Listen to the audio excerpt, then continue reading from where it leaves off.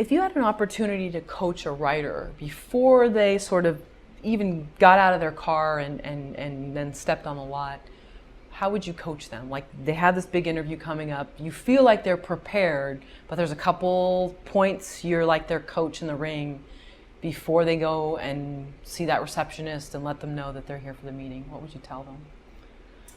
I think the main thing is the understanding of how to tell and sell your story and how to use the right personal stories that show that you are the perfect writer for the project. I think the current climate in Hollywood right now is all about why are you the perfect writer to be telling this story. And I think some mistakes that writers make is they bring in personal stories, but they're not the right personal stories to deliver the belief and the confidence that only they can tell this story in the way that they can tell it. So I think through coaching writers to recognize what personal stories link them to the concept. And many writers, you know, their personal story doesn't link to the concept, but they may have a personal story that links to the pursuit of the lead character, or that connects thematically with what is being said in the story because of their own personal experience. So it is now, and I also think that many writers go into meetings fearing being too personal.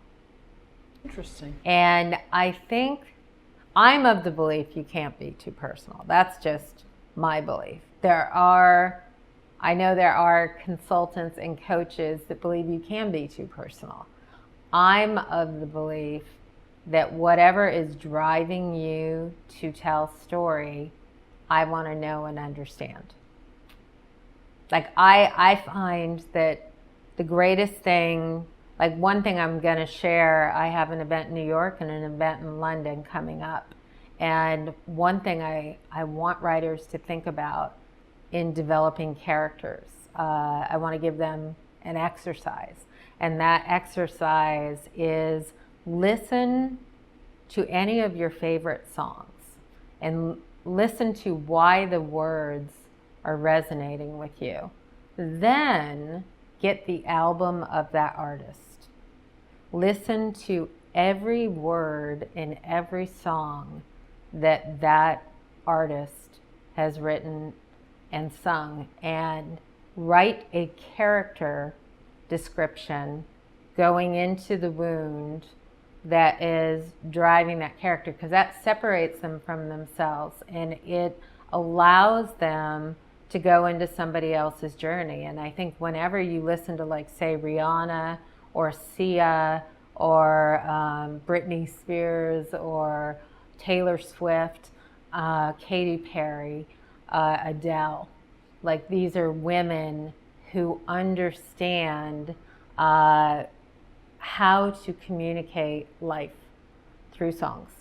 And they have had clear moments of despair that have led to some of the best songs out there. So I think writers have the same journey. I always think writers, it's figuring out, how do I take that traumatic life moment and spin it into gold so that it connects with my audience in the way that songs connect with people. How do you get someone out of the trying to be the perfect student? I don't want to share that. I mean, it's different if Rihanna or Adele, they're who they are, so I can respect their story. Yeah. But yeah, I'm not ready to tell that yet. But you really feel like once that person opens that up and gets that secret out there, that they're really going to be sort of on fire, but you see them, they only want to present this good side of themselves. I always want the writer to feel safe with what they're revealing, because I think if you reveal too much before you're ready, then you become extremely vulnerable, and the vulnerability may get in your way instead of serving you in a positive way. Like, say, for example, I always think there's a way to tell a story. Say, for example, I'll give you an example of somebody who I think went a little too far with the personal story was Mackenzie Phillips. When she revealed the incest with her father. And for me, the timing and the context of it didn't work in the way that it could have worked.